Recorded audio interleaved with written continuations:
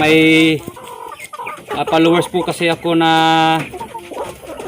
nagpapaturo kung paano daw tanggalin yung sipon. So ito yung iko-content natin ngayon, tuturuan pa natin siya.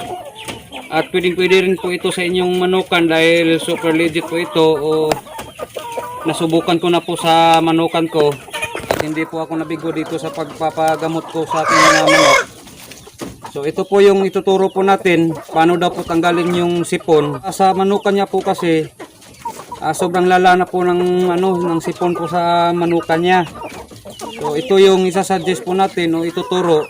3 araw lang po.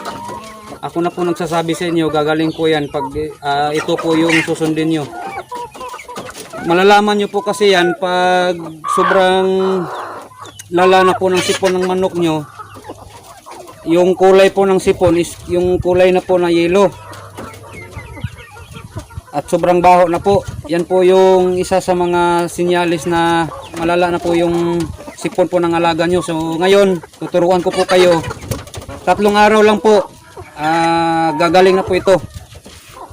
So bago po tayo magpapainom po ng gamot, kagaya po ng ganito po kalaki na mga alaga po natin, 3 months old, ituturo ko po sa inyo. So ito muna yung unahin po natin. Ito. Maghanda po kayo ng tubig, tapos lagyan nyo ng kunting powder para po hindi po madulas sa nila, sa bibig, sa loob. Kukunin kasi natin yung malagkit po na laway sa kanyang bibig, tapos yung sipon po sa sipon po sa may ilong. So ganito lang po mga idol. So ganito lang po mga idol. Sobrang dali lang po. Ito lang po kasi yung nakitaan ko na nagkasipon. Ganito lang po magtanggal po ng sipon. Basahin niyo po yung niya, bibig. Linisan niyo muna bago niyo tanggalin yung sipon. Ayan kung nakikita nyo yung malagkit po na laway po sa sa bibig niya, ayan. Pasintabi lang po sa kumakain po dyan. At saka disclaimer lang po, base lang po ito sa karanasan ko dito sa pagmamanok. Ito na po talaga yung nakagalian ko pag may nagkakasipon po sa aking mga alaga. So ito po yung malagkit na malagkit po na laway po sa manok. Yan. Yan po, sipon din po yan. Kaya po nahihirapan po huminga yung mga alaga nyo. Isa rin po yan sa dahilan. So ito muna yung kukunin natin saglit. Tapos kukunin natin yung sipon po sa kanyang mata.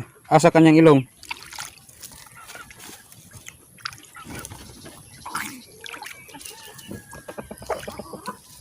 Yan.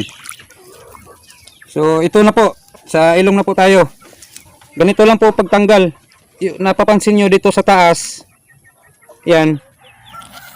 I-push nyo yan pataas para para po lumabas po sa kanyang ilong yung sipon. Kagaya po nito. Tingnan nyo po yung ilong kung lalabas ba o hindi. O ayan.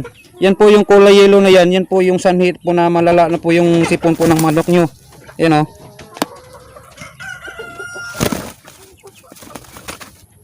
Ganyan lang po magtanggal. Tanggalin nyo hanggang maubos po yung hanggang maubos po yung sipon po sa kanyang ilong. Tapos malalaman nyo po yan pag natanggal nyo na po lahat yung sipon dyan sa kanyang ilong, kasi yung lalabas na po dyan sa ilong niya, dugo na po. Yan po yung isa sa mga sinyalis na natanggal nyo na po yung yung sipon.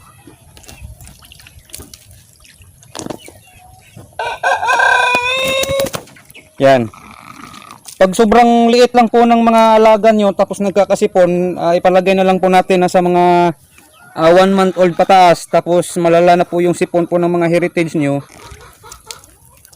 Yung una yung gagawin po dyan mga idol, maliit pa lang po kasi yung bibig po dyan ng mga 1 month old pataas, pababa. Yung gagawin nyo, kumuha po kayo ng syringe, kunin nyo po, tanggalin nyo po yung karayom doon, tapos kuha po kayo ng tubig, ganito, kuha po kayo ng tubig, tapos dyan nyo ipapasok yung tubig po sa sa ilong. Lalabas po yan dito sa bunganga nya. Ayan lalabas po yan dito sa bunganga. Yan po yung number one tips ko po sa inyo pag month old pa lang po yung mga alaga nyo. Huwag nyo po pilitin na ganito po yung paggamot kasi ito malaki na po ito. Kaya na po niya yung mga ganitong sakit. At saka remind ko lang po, pag susubukan nyo sa mga 1 month old, ganito na po yung sa 1 month old nyo, ganituhin nyo yung pagproseso sa paggagamot po sa pagtanggal po ng sipon. Paalala ko lang po sa inyo, pwede pong mamatay yung mga alaga nyo yan kasi nahihirapan po yan sa sobrang sakit. Yan.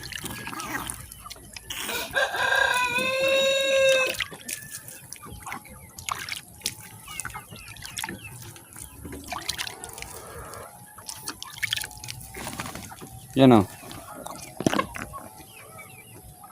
Tanggal na po yan. So next nyo pong gagawin mga idol, bago po kayo maglinis po sa kanyang ilong o magtanggal po sa kanyang sipon, kailangan po hindi pa po yan kumakain.